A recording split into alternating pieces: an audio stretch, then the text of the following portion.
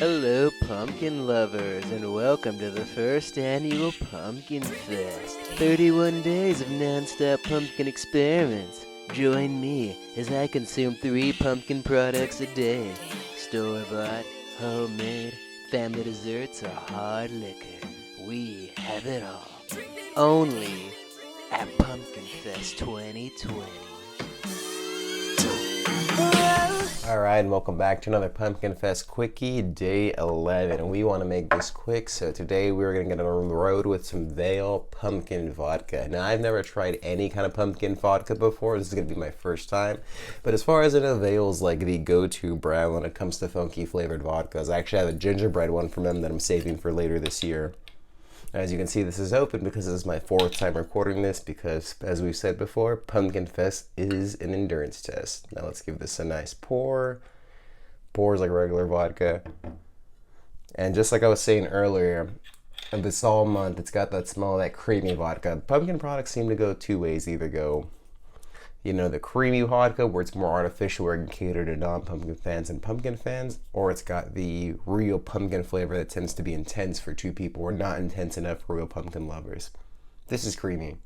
It's sweet. It's almost like caramel in vodka more than it is pumpkin. It's very caramel first, then light pumpkin puree smelling later.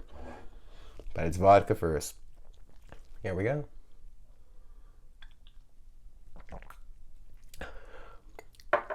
Now it tastes the reverse. You get the pumpkin first, you get the sweetness, the caramel pumpkin flavor, the creamy pumpkin that we've been talking about all season. Then you get the vodka. But for someone who does not like drinking vodka, because I've been avoiding it all month and just sticking to beers, this isn't that bad. This is going to make for some great mixed drinks. You can see my face is not great because I'm not a fan of vodka, but I think when you think of alcoholic pumpkin flavors, when it comes to straight up more concentrated ones, this is alright. You could do a lot worse. Next up, we got the pumpkin spice liqueur. Now this I'm excited for because this is actually going to be sweet in the good way. Let's finish this one up. Hey, you know what? Not bad. You think pumpkin vodka? They make it as manageable as possible. But this is something you never forget. This is the Trader Joe's Pumpkin Spice Cream Liqueur 12 by 0.5. So it's not going to be very strong. It's going to be much more enjoyable than the Veil over here. And let's just read the back. Fall in love with the sweet and spicy flavor of our signature Pumpkin Spice Cream Liqueur, brimming with notes of cinnamon, nutmeg, and ginger. No clove? Trader Joe's doesn't want to do clove? Oh, that's odd. But we've got to get going, so it's got very coffee look. Looks like any kind of Kahlua. Looks like a watered down. It's got the movement of a water or the look of a cream. And you don't really smell alcohol first. You smell light hints of the creamy vodka that you'd get from here. That's the last thing you really only smell. And again, you see open as well because Pumpkin Fest can be hard.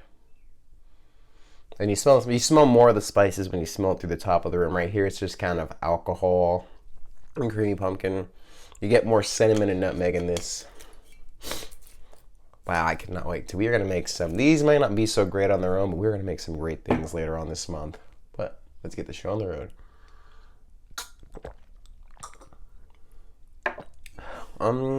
Whoa. I am excited to see what to do with this later. It tastes like a pumpkin spice latte with light hints of vodka towards the end. Light hints of liquor towards the end. But this is definitely one of the smoothest pumpkin things I've had. Very light on cinnamon, very light on nutmeg. I almost don't taste any ginger, but I can see myself coming back for shots of this later on this month because this is, as far as cream liqueur goes, pretty sweet. Although I imagine this is probably going to give you an insane headache. And we'll get that nasty alcohol taste out of our mouths. The pumpkin spicy yogurt pretzels. I got these from Bevmo, but as you can see, because anything chocolate covered ends in hell, it's just one giant pretzel now. And I've been eating these the course of the entire month, just little by little. So I already got my thoughts pre out. And typical as you'd expect, pumpkin spice. When it comes to the pumpkin spice,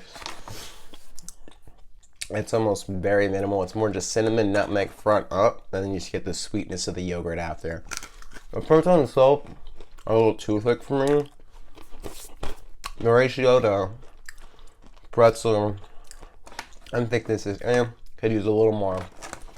For someone who doesn't like that sweet stuff, I could actually use more yogurt and sugar. I feel like the pretzels are too thick and it's too salty because the spices are just too mild.